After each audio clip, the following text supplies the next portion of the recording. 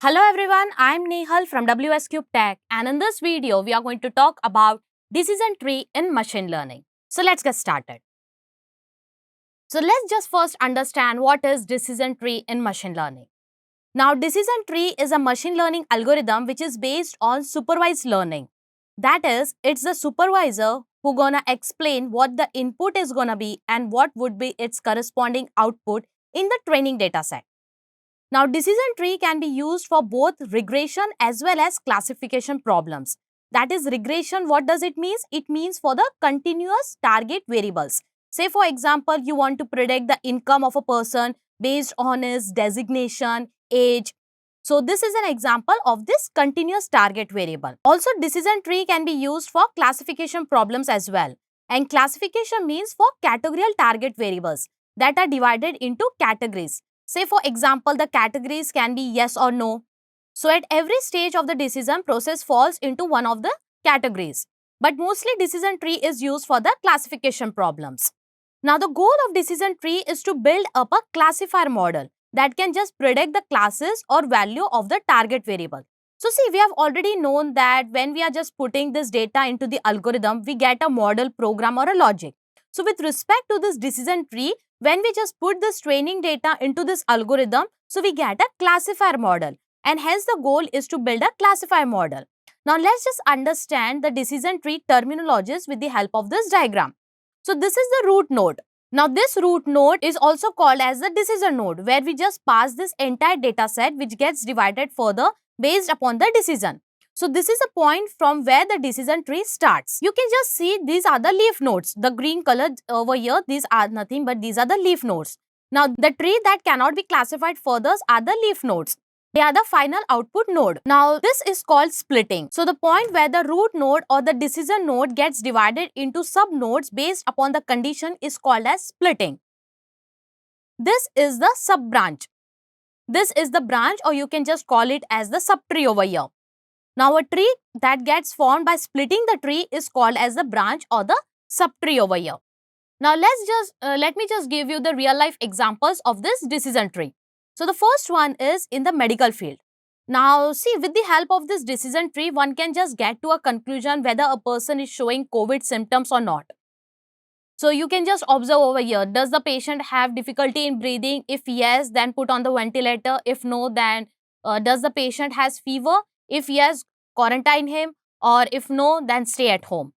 Also, we can just get to a conclusion whether a patient is suffering from a disease, like depending upon the conditions such as its age, weight, gender, and other factors over here. Now, the next example over here is that in education sector.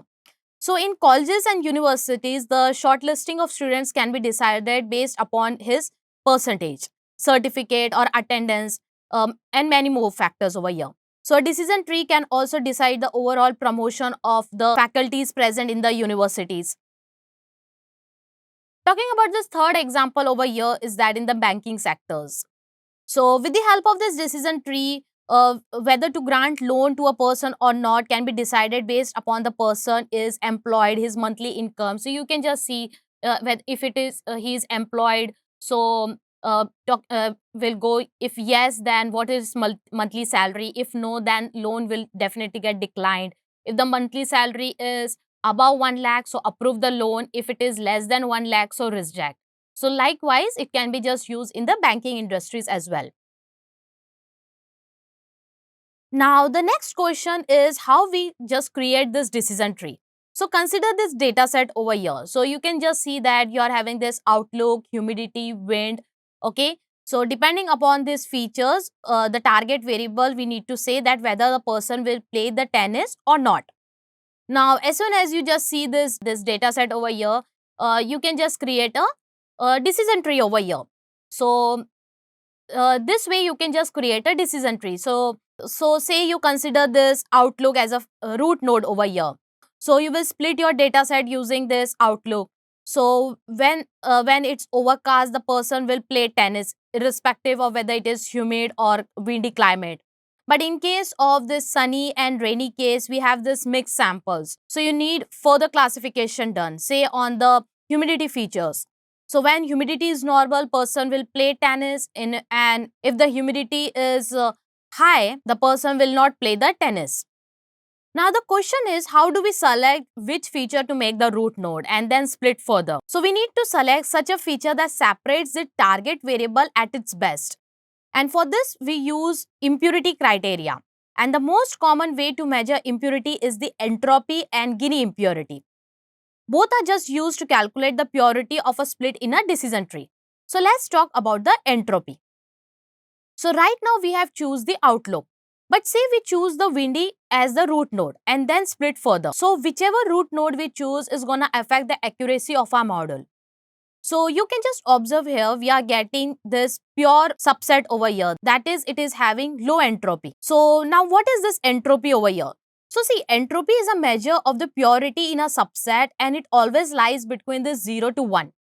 So here we are getting this high entropy over here. So with this entropy, we come to a conclusion over here that this is giving high information gain as compared to this thing, okay, this windy feature, okay, because it is giving you the low information gain when we just choose this outlook and windy as the root node over here. Now next we will talk about this Gini impurity, and Gini impurity states the impurity in your data set. So consider this first graph over here. Say you split your data set in this way, so there is no impurity. So this is the best split. Whereas in the second graph, there is some impurity as there is some red sample here with the majority of the green sample. So this is imperfect split over here. Now the internal working of this Gini impurity is also somewhat similar to the working of entropy in the decision tree. So in this decision tree algorithm, both are used to calculate this Gini impurity and this entropy. Both are used to calculate the purity of a split in a decision tree over here. Now what we are going to do is we are simply going to jump over to our Jupyter notebook and we will just see the implementation part. So here we are at our Jupyter notebook and I will just start by importing my pandas library over here. So I will just say import pandas as PD. And the next thing that I want to do is I need to import my CSV file too. So what I will do is I will make use of this pandas and I will just say read CSV because it's a CSV file. And over here I need to copy the path. So it is at my desktop over here. So I will just come up over here, go into the properties and I will copy paste this location. We'll paste it here, and along with this I need to paste up this, copy paste this file name. I will store this inside a variable name, call it as data. Fine. Now next, if I want to view the data, I will just say data. So you can see this is my data set, okay, and you can see this outlook, humidity, windy, and the target variable says yes or no, okay. Now we need to convert these labels as numbers for all these columns over here. So for this, we will make use of this label encoder because we know that in machine learning, it only works with numbers and not this labels over here. So what I will simply do is by making use of this label encoder, so I need to import this thing. So I will just say from sklearn label encoder. Now I will create the object of this label encoder over here. So what I need to do is I will just have to copy paste all these things and depending upon this, we'll do the necessary changes. So I'm just going to come up over here. So I've created the object for all of these columns, okay. Now I will just replace this columns labels with the numbers, and the way we do it, we are going to do it, I will just say data and the name of this, so it is outlook, and I will just say outlook dot fit transform, and inside this I will just pass this data outlook, okay.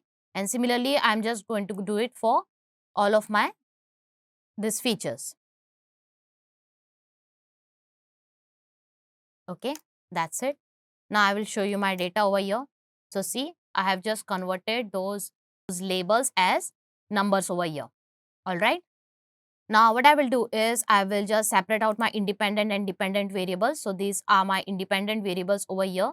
Okay, and this play is the dependent variable over this all features. So what I will simply do is I will just call up this. So what I will simply do is these are my features column. So what I will do is I will just name this as features columns, and inside this I will just pass this all these things, right? I'm just going to copy paste this thing. Okay, and over here I will just say x, that the independent variable. So I will just call this data, and I will just pass this feature columns over here, and let my y, that is the dependent variable, would be of course the play over here. That's it. And let's get a view over this our x. So this is our x and this is our y. Cool. Now we are going to just divide our data into training and testing. Okay, so for that I need to import this train underscore test underscore split. So I'm just going to say from sklearn dot model selection import this train test underscore split. Fine. Now what I will do is inside this, now this train underscore test underscore split, inside this I will just pass my x and y. So x and y, and will even pass this test size over here. So I am making it 0.2. That is, I am dividing my entire data set into 80-20 ratio. So 80% would be my training data, and the remaining 20% I will just make use for my testing my module over here. And the things that I'm just going to get from here is if I do shift tab over here, and if I just come up over here, so I'm just going to get this X train, X test, Y train, and Y test, Y train, Y test. I'm just going to copy paste this thing, and I will just store, paste it here. Okay, so these are all the things that I'm just going to get from this statement. All right, fine. Now what I need to do is I need to import this classifier, that is a decision tree classifier. So I'm just going to say from sklearn dot tree, and I'm just going to say import D capital, and it is decision tree classifier. Okay, so I'm just importing this decision tree classifier over here. Now we'll create this decision tree classifier object over here. So I'm just going to say decision tree classifier, and inside this, if I just come up over here tab, so you can see the criteria is Gini over here. Okay, so I'm just going to copy paste this thing. So you can just make it to entropy also. So this criteria Gini, that is by default over here. And what I will do is I will store this inside a variable name, that is, this is a classifier, because we get a classifier over here. That's it. Now we are just going to train our module over here. So what I will do is I will just say classifier and the fit method, and inside this I need to pass this X train and Y train. So I will just say X train and Y train. Okay, fine. Now our module is completely ready to do the predictions over here. So in order to do the prediction, what I will do is I will just say classifier, and I will just say dot predict method. And inside this predict, what I will do, I will just pass this X test. Okay. And you can see it has done the prediction over here. Now I'm just going to show you my X test over here so that we can just visualize these things. Okay, fine. And over here, I will just write it down in the comment section that 0 stands for no and 1 stands for yes. Okay. And in the case of Outlook, shows this 0, 2, 2. So you can just come up over here and you can just view. So see this sunny. So sunny is 2. Okay, over here. So I'm just going to write here for sunny, it's 2. And 1 stands for rainy. in terms of this outlook. Okay, so this is for the outlook.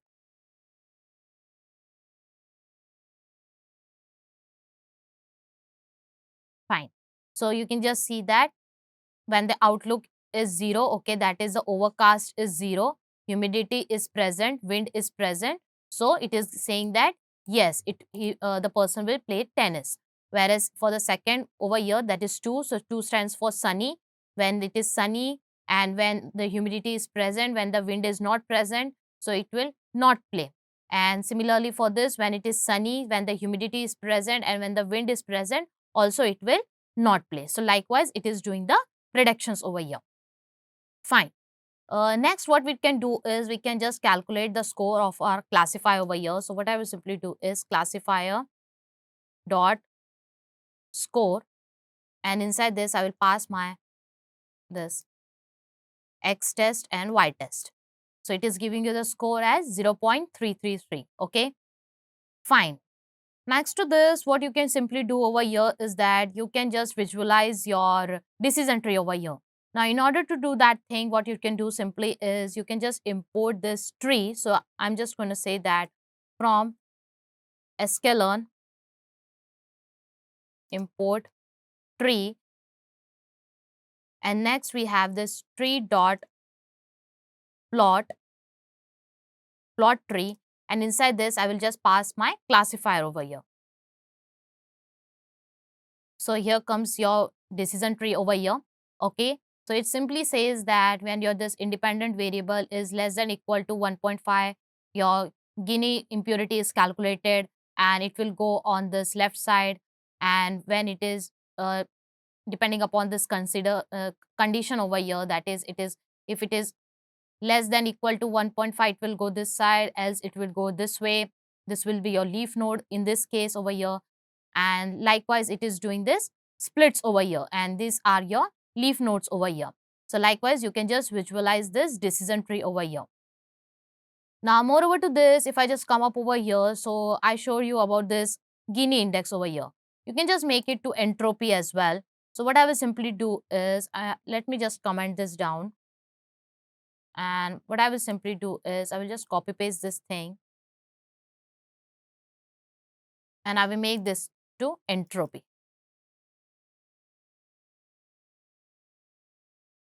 And I'm just going to run up this all cells over here.